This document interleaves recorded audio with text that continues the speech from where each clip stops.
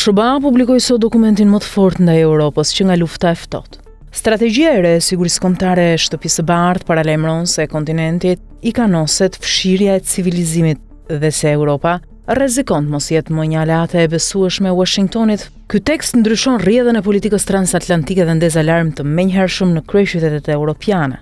Strategjia e re thotë se Europa po ecën drejt një rënje të thellë dhe se SBA duhet të ndërhyjë për të korrigjuar kursin. Dokumenti e paraqet këtë si detyrë strategjike për Washingtonin. Presidenti Donald Trump firmos parathënien dhe e quan strategjinë garanci për ruajtjen e epërsisë amerikane. Raporti ngre pikpyetje serioze për orientimin politik të Europës. Teksti përmend kufizim të lirisë së shprehjes, dobësim të opozitës dhe ndryshim demografik të nxitur nga migracioni.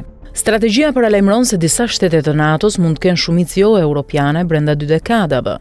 Sipas raportit, ky transformim mund të ndryshojë të gjithë qëndrimin e aleancës. Komisioni Evropian shmang komentet. Diplomati evropian i cituar nga Reuters e cilëson gjuhën e dokumentit si më të rëndë se fjalimi J.D. Vance në mëny.